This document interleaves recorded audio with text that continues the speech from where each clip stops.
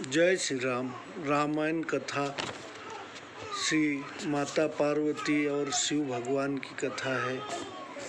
नारद जी महाराज।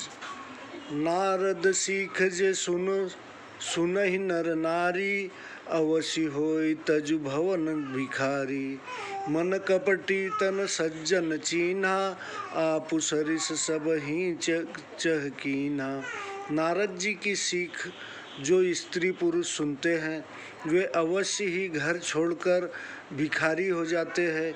उनका मन कपटी और शरीर सज्जनों का सा दिख पड़ता है। वह अपने ही समान सबको बनाना चाहते हैं। तेहि के बचन मानि विश्वासा, तुम चाहु पति सहज उदासा।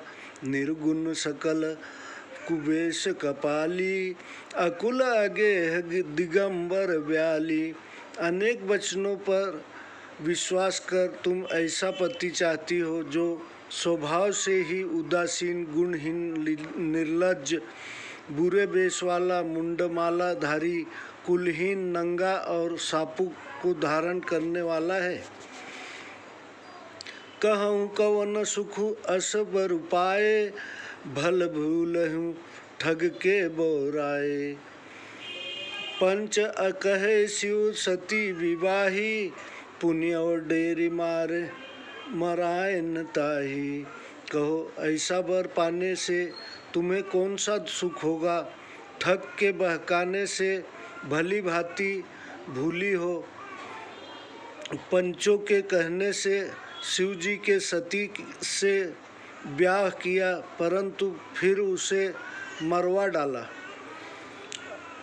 अब सुख सोवत सोचु नहीं, भीख मांगी भव खाही। सहज एकानन के भवन, कबहु की नारी खटाही। अब शिव जी के मुख से सोते हैं, कुछ सोच नहीं है और भीख मांगकर खाते हैं। ऐसे एकाकी स्वभाव वाले के घर क्या कभी स्त्रियां निभी हैं। अजहु मानहु कहा हमारा, हम तुम कहू बरु नीक विचारा। अति सुंदर सुचि सुखद सुशीला, गावहि वेद जासु जस लीला। अब ही हमारा कहना मानो, हमने तुम्हारे लिए अच्छा वर विचारा है। वह बहुत सुंदर, पवित्र, सुखदायक और सुशील है, जिसकी लीला का यश वेद भी गाते हैं। दूषण रहित सकल गुण राशि, श्रीपति पूर्वे कुंठ निवासी। असबर तुम्हें मिलाऊ बुजानी, सुनत भी हसी यह वचन भवानी।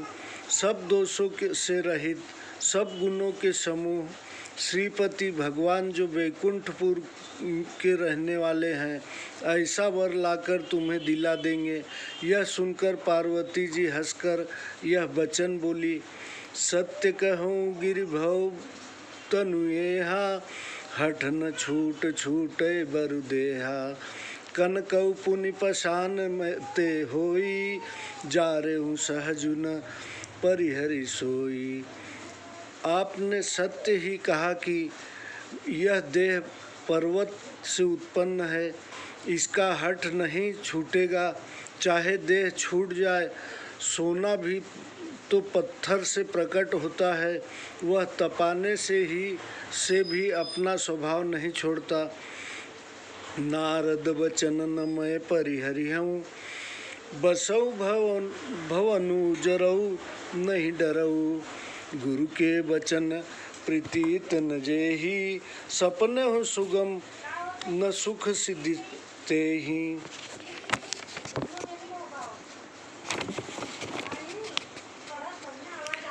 नारद जी के वचनों को मैं नहीं छोड़ूंगी, चाहे घर बसे अथवा उजड़े, इससे मैं नहीं डरती।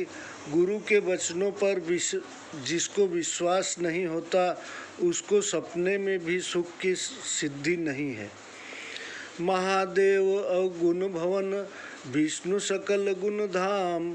जेहि कर बनु रम जाहिन तन, तेहि तेहि सन काम। शिव जी अवगुणों के घर और विष्णु सब गुणों के स्थान है, यह सही, पर जिसका मन जिसमें रम जाए उसको तो उसी से काम है। जो तुम मिलते हो प्रथम मुनीसा, सुनते हो सीख तुम्हारी धरि शीसा। अब मैं तो जन्म सम्मोहित हारा, को गुण दूषण करे विचारा। हे मुनीश्वरों, जो आप पहले ही मुझसे मिलते तो सिर पर धारण कर मैं आपकी सीख सुनती। अब तो मैं अपना जन्म शिव जी के लिए हार चुकी हूँ। अब गुण दोष का विचार कौन करे।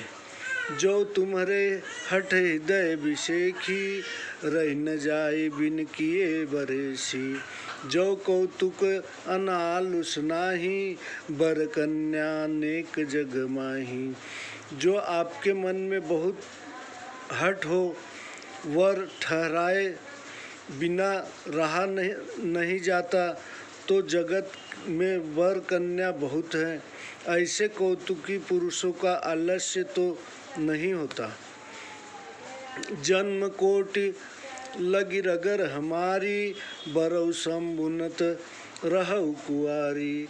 तजौ न नारद कर उपदेशु, आप कहें सत बार महेशु। करोड़ों जन्मों तक मेरा यही हठ है कि या तो शिव जी को पति बनाऊंगी, नहीं कुंवारी ही रहूंगी, तो भी नारद जी का उपदेश नहीं छोड़ूंगी, चाहे शिव जी आप ही आकर 100 बार कहें।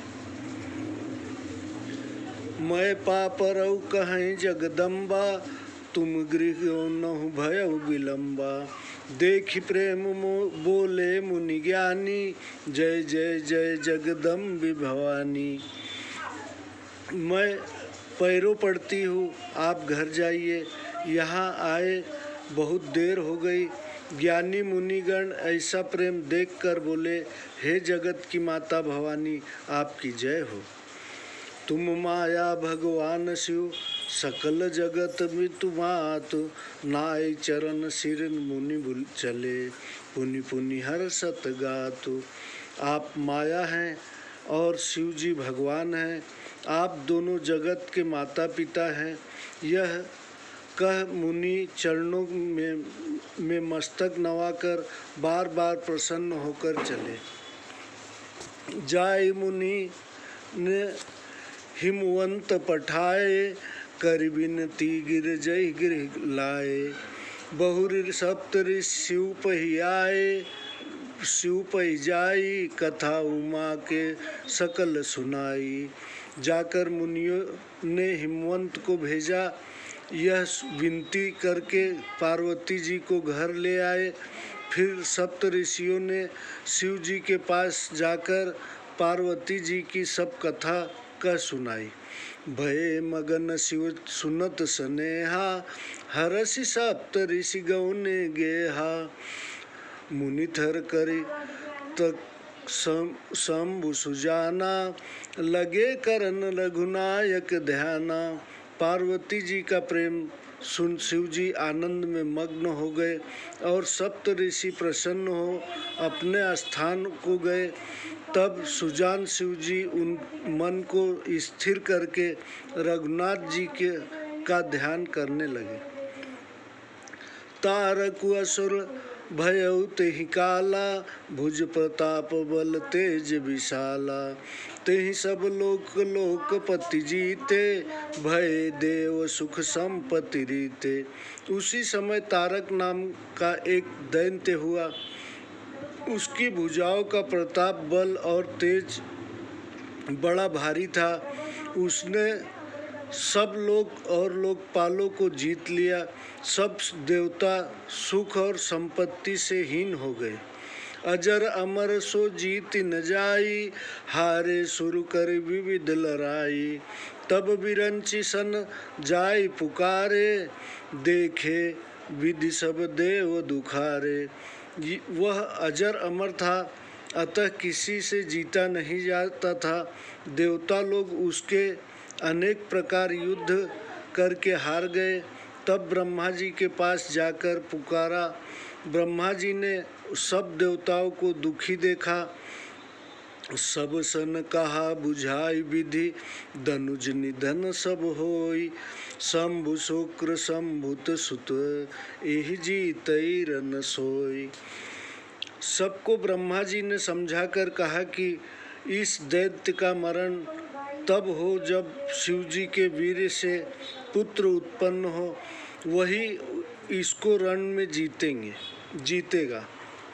मोर कहा सुनि कर उपाय, हुई है ईश्वर करई सहाय।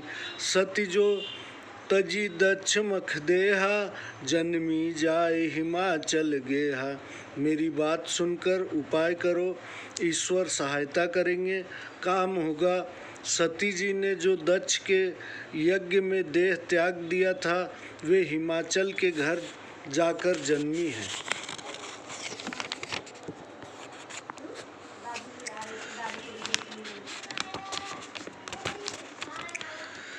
तेहि तपु कीन शंभुपति लागी, शिव समाधि बैठे सबु त्यागी। यद्यपि है असमंजस भारी, तदपि बात एक सुनहु हमारी। उन्होंने शिव जी को अपना पति बनाने के लिए निमित्त तप किया है और इधर शिव जी समाधि लगाए बैठे हैं। यद्यपि इसमें बड़ी दुविधा है, तो भी हमारी एक बात सुनो। पठवों काम जाई शिव पाही, करे क्षोभु शंकर मन माही। तब हम जाई सुईस सब शिव ही सिर नाई, करवा उब विवाह बरियाई। यहाँ से जाकर शिव जी के पास कामदेव को भेजो। वह शिव जी के मन में लोभ उत्पन्न करें, तब हम जाकर शिव जी को समझाकर जबरदस्ती विवाह करा देंगे। यही विधि भले ही देव हित होई, मत अति नीक कहें सब कोई। स्तुति सुरन कीनी अति हेतु, प्रगटे विषम बान झस केतु। इस प्रकार भले ही देवताओं का हित हो, यह सम्मति अच्छी है, ऐसा सब कहने लगे। अति प्रेम से देवताओं ने कामदेव की स्तुति की। तब विषम बाणधारी मछली की ध्वजा वाला कामदेव जी प्रकट हुए। और अब मैं आगे कामदेव और शंकर भगवान की कहानी आपको सुनाऊंगा। आज यहाँ पे ही विश्राम करते हैं। जय श्री राम।